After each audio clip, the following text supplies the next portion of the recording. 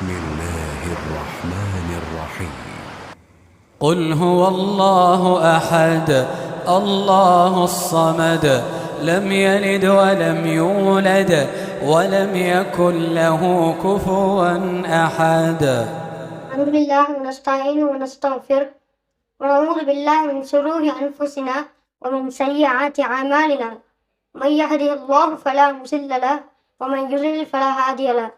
وأشهد أن لا إله إلا الله وحده لا شريك له وأشهد أن محمدا عبده ورسوله. أما بعد.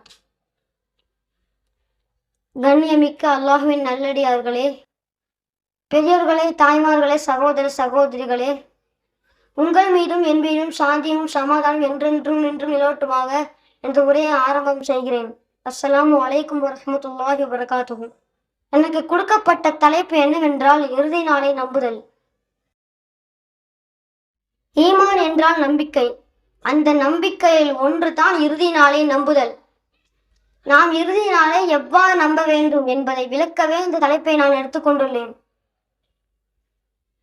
இறைவன் தனது திருமறையில் கூறுகின்றான், குல்மன் அலைஹஃபான், இதில் உள்ள அனைவரும் அழிபவர்கள்.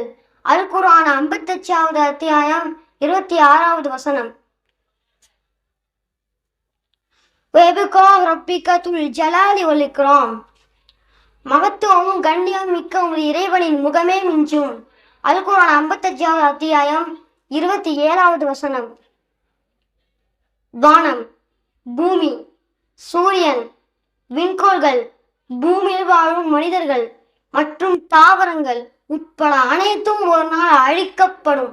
அந்நாளில் இறைவன் மட்டுமே நிலைத்திருப்பான். யுக முடிவு நாள், இறுதி நாள், சூர் ஊதப்படும் நாள் போன்ற பல்வேறு சொற்களால் திருமறை குர்ஆனில் இந்த நாள் குறிப்பிடப்படுகிறது. பின்னர் மனிதர்கள் அனைவரும் உயிர் கொடுக்கப்பட்டு விசாரிக்கப்படுவர். விசாரணைக்கு பின் தீர்ப்பு வழங்கப்படுவர். நல்லவர்களுக்கு பேரின்பம் கிடைக்கும், கெட்டவர்களுக்கு துன்புறுத்தும் பலவிதமான தண்டனைகள் வழங்கப்படும். இவ்வாழ்விற்கு அழிவே கிடையாது. தீர்ப்பு நாள், மறுமை, மறு உலகம், ஒன்று திரட்டப்படும் நாள், யாராலும் உதவ முடியாத நாள், திரும்பச் செல்லும் நாள், கூலி வாங்கும் நாள், விசாரிக்கப்படும் நாள், பயன் தரும் நாள், உயிர்ப்பிக்கப்படும் நாள், இறைவனை சந்திக்கும் நாள், அவ்வுலகம் கை சேதப்படும் நாள், இறைவன் முன் நிற்கும் நாள், தப்பிக்க இயலாத நாள், எழுப்பப்படும் நாள் என்னும் பல பெயர்களால் இந்த நாள் குறிப்பிடப்படுகிறது.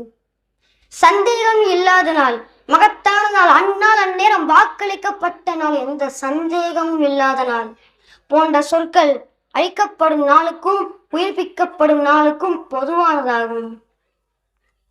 அழிக்கப்படும் நாள் மீண்டும் உயிர்ப்பிக்கும் நாள் ஆகிய இரு நாட்களும் எப்போது ஏற்படும் என்பது நபிகள் நாயகம் ஸல்லல்லாஹு அலைஹி வஸல்லம் உள்ளிட்ட எந்த மனிதரும், ஏன் வானவர்களும் கூட அறிய மாட்டார்கள்.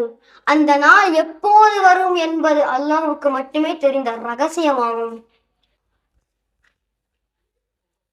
ஆகவே நாம் அனைவர்களும் இந்த உலகில் வாழும் காலம் எல்லாம் அல்லாஹ்வுக்கு இணை கற்பிக்காமல் முஸ்லிமாக வாழ்ந்து முஸ்லிமாக மரணிக்க வேண்டும்.